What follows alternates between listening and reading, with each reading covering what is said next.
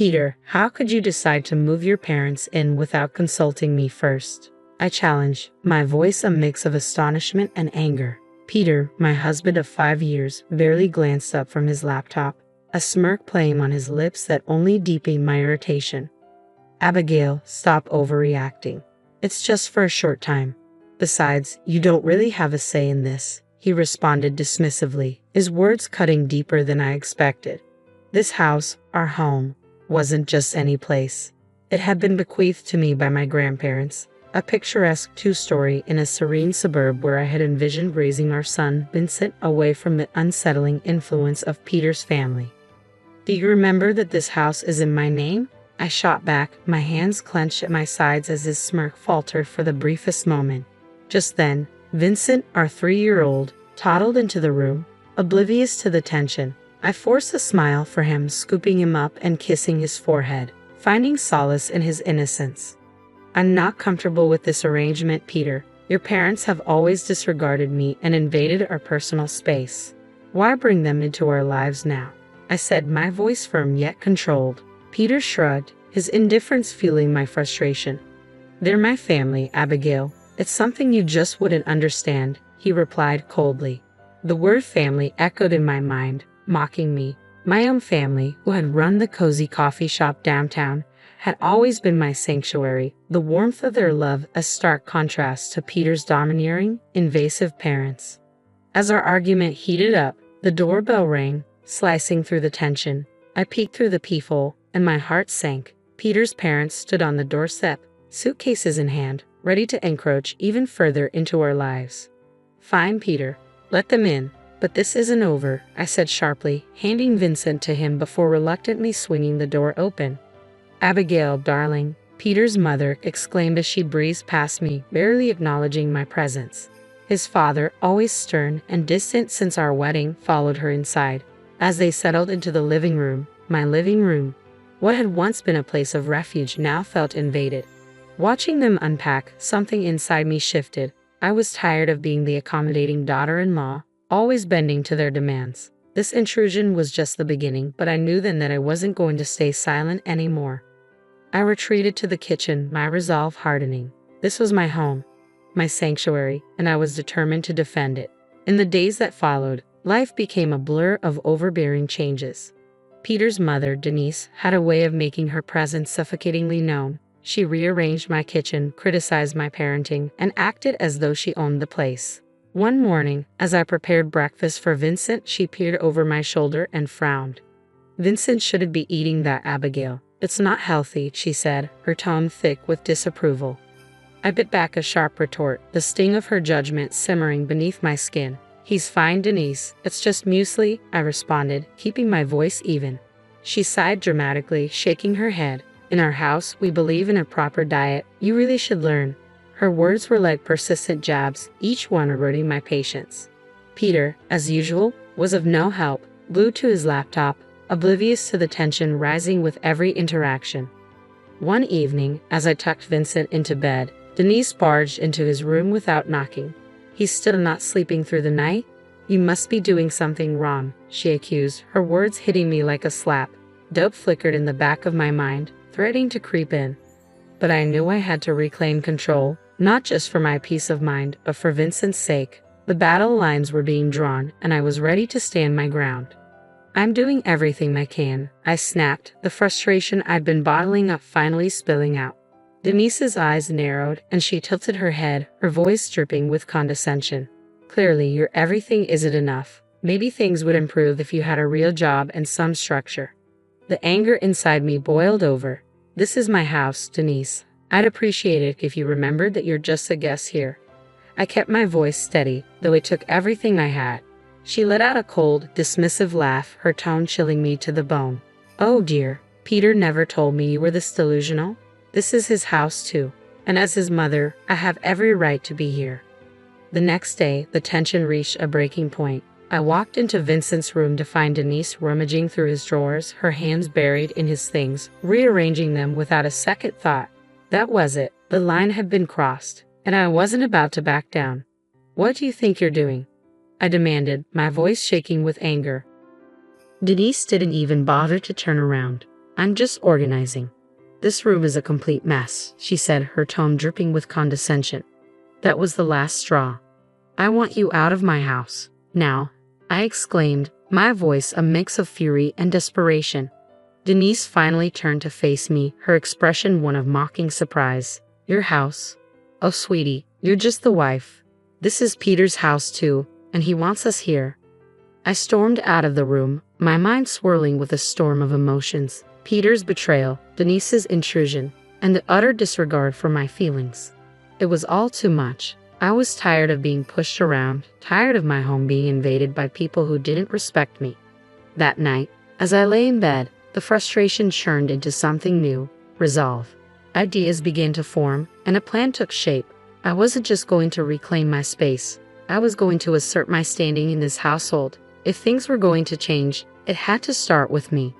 The next morning would mark the beginning of a new chapter, one where I set the terms for how we lived in my house. Peter and his parents had crossed too many lines, and I realized I could no longer be passive in my own home.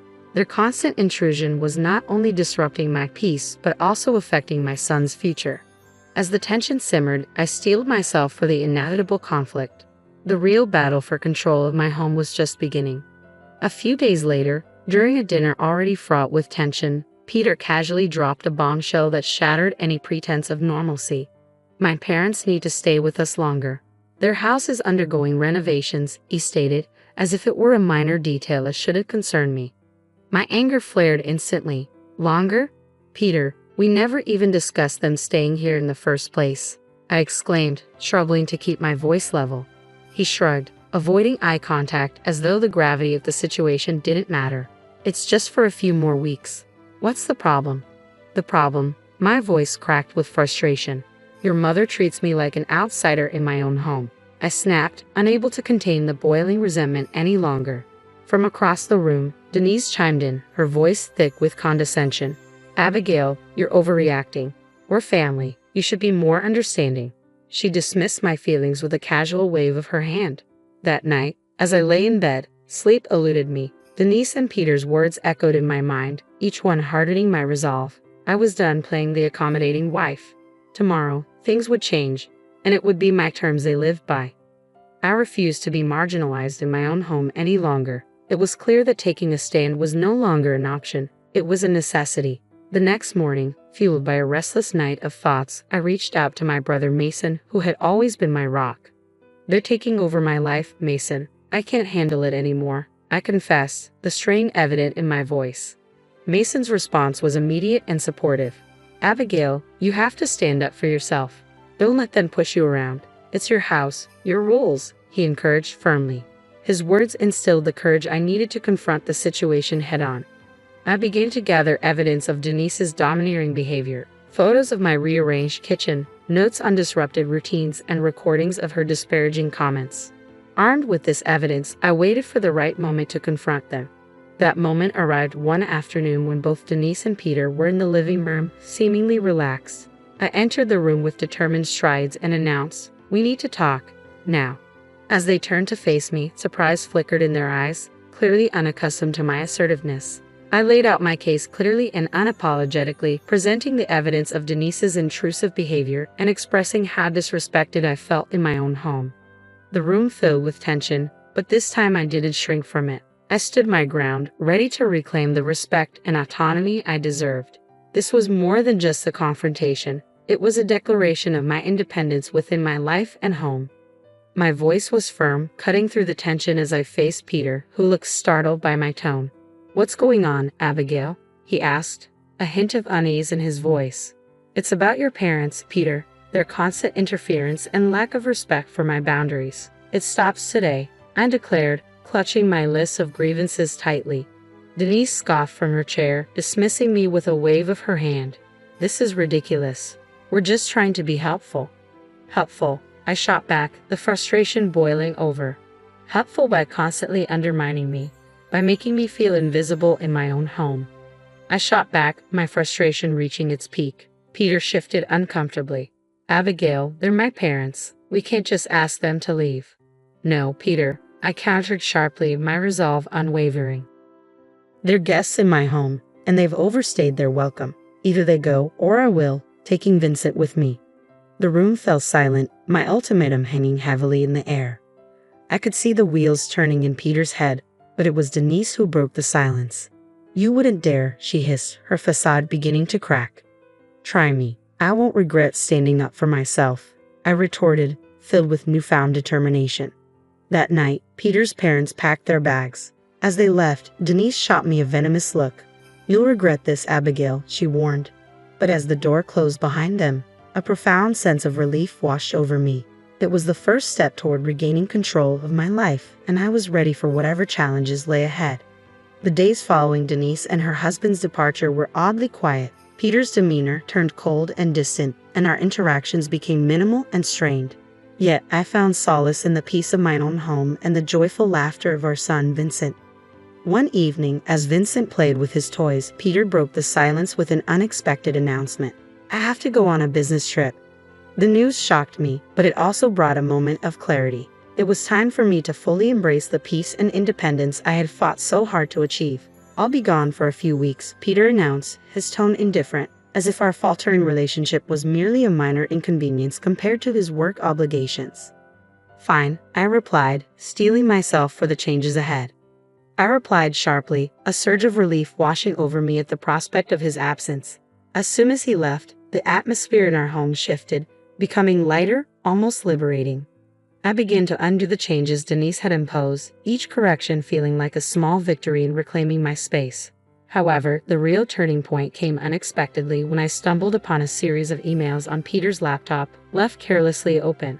The emails laid bare an affair, a betrayal that cut deeper than any of Denise's pointed remarks. A storm of anger, hurt, and betrayal engulfed me as the reality of his deception sank in. It was clear that Peter needed to face the consequences of his actions.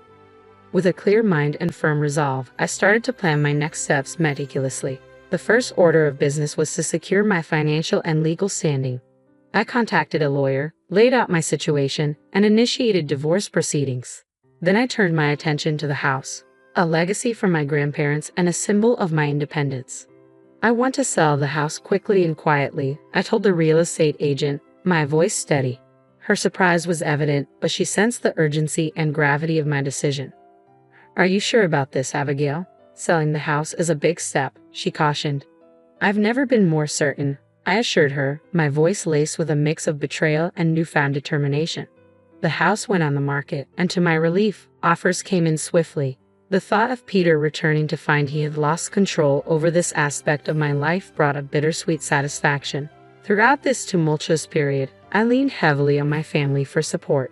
Though shocked by Peter's actions, my parents stood firmly by my side, providing the emotional backbone I desperately needed.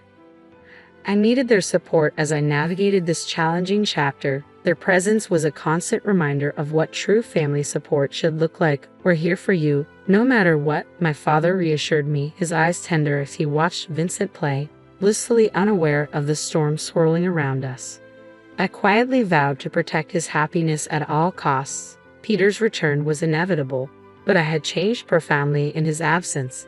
Armed with the truth and a concrete plan, I was ready to confront him and reclaim my autonomy. When the day finally came, the air was thick with tension, a tension I had mentally rehearsed many times, imagining every possible reaction. Yet my heart still raced as I heard his key turn in the lock. "Abigail, I'm back," Peter announced, his voice echoing through the now strange space of our home. I emerged from the kitchen, my posture resolute. "Welcome home, Peter. We need to talk," I said firmly. He looked around, his brow furrowing as he noticed the changes. "What's going on?" "The house looks different." I stood my ground, my voice unwavering. "I sold the house, Peter. It's no longer ours." Shock spread across his face. "You did what? You can't just sell our house without discussing it with me." "It was my house to begin with, Peter, and after what I've discovered, you don't have a say in this anymore," I declared, my voice tinged with controlled anger. He scoffed, trying to assert his control. "What are you talking about? What affair?" "I know everything, Peter," I stated firmly, watching his confident demeanor begin to crack. His feeble attempt to deny the allegations was short-lived. "Abigail, it's not what you think," he tried to explain. "I think it's exactly as it appears. You betrayed me, betrayed our family," I countered, the pain evident in my voice. Peter's face shifted from shock to anger.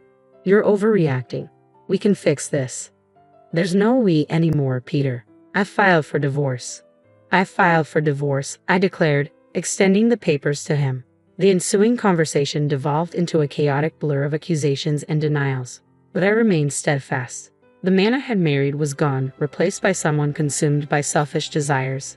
As he stormed out, vowing to fight the divorce, I felt a complex mix of relief and determination. No matter what challenges lay ahead, I was prepared to face them for the sake of my future and Vincent's well-being. With a sense of freedom tinged with apprehension, I stepped into my new life, fully aware that the struggle was far from over. In the weeks that followed, our situation unfolded publicly, not only exposing Peter but also dragging his once dominating parents into the fray. Their attempts to reconcile were met with my resolute silence. I had severed ties, focusing all my energy on Vincent and finalizing our divorce. The day of the court hearing arrived, and Peter looked visibly defeated, the weight of his choices pressing down on him. When the judge granted me the divorce along with custody of Vincent, I felt a profound sense of justice being served. After the hearing, Peter's attempts at reconciliation were futile. You made your choice, Peter. Now you have to live with it, I told him firmly, turning away for the last time. The fallout from our divorce and Peter's affair was swift and severe, tarnishing his reputation and straining his relationships. His once imposing parents now faced social ostracism, a stark reversal of their previous status. As Vincent and I walked out of the courthouse, hand in hand, it felt not just like an ending but a new beginning, a chance to rebuild our lives on a foundation of honesty and freedom from deceit. The future was uncertain, yet it was wholly ours to shape. Life after the divorce was like stepping out of a long, dark tunnel into the sunlight. I had regained control, not just over the now-sold house, but over my life. Vincent, blissfully unaware of the adult complexities, thrived in the stability and love I provided. My days were busy but fulfilling as I dedicated myself to rebuilding our lives and managing the coffee shop, which had become my sanctuary. However, the shadow of Peter and his parents occasionally cast a pall over my newfound peace. One evening, as I was closing up the shop, Peter appeared at the door, looking disheveled and desperate, a stark contrast to the composed man I once knew. "Abigail, please, I need to talk to you," he pleaded, his eyes searching mine for any remaining spark of compassion. I paused, conflicted by the mix of feelings his sudden appearance evoked. "What is it, Peter?" I inquired cautiously. "It's about the alimony and child support," he admitted, his voice filled with shame. "I'm unable to pay it. I've lost my job due to the scandal." Peter's words struck me like a chill of reality. "And my parents are struggling too," he added, his tone desperate. "That's not my problem, Peter. You made your choices, and now you have to face the consequences," I responded, my voice resolute yet cold. "But Abigail, I have nothing left. Please, for old time's sake," he pleaded, his voice cracking with despair. A twinge of pity flickered within me, but it was swiftly extinguished by the vivid memory of his betrayal. "Old time's sake? Those times are long gone, Peter. You should have thought about the consequences before you decided to cheat and lie," I retorted, turning to leave. However, his next words halted me. "I'm sorry, Abigail. Truly, I am. I was a fool, and I ruined everything. Please help me." For a brief moment, I saw the man I once loved, vulnerable and filled with regret. Yet the pain he had caused was too profound, the betrayal too fresh. "I'm sorry, Peter, but I can't help you. You need to figure this out on your own," I said, my voice firm, signaling the end of our shared past. As I walked away, a profound sense of closure enveloped me. The journey had been fraught with betrayal and heartache, but it had steered me toward newfound strength and independence. Life moved forward. Vincent grew, his laughter and curiosity infusing our home with joy. The coffee shop thrived, transforming into a hub of warmth and community. I found solace in simple pleasures: the aroma of fresh coffee, the sound of Vincent's giggles, and the steadfast support of those who loved me. Peter and his parents faded into distant memories, their legacy a stark reminder of the consequences of betrayal. My experience taught me resilience and underscored the importance of standing up for myself. That evening, as I locked up the shop and gazed at the sky, its hues marking the end of another day, I smiled, holding Vincent's hand tightly. Our future was uncertain yet bright. Step by step, we were venturing into a new chapter of our lives, fortified by our past but not bound by it.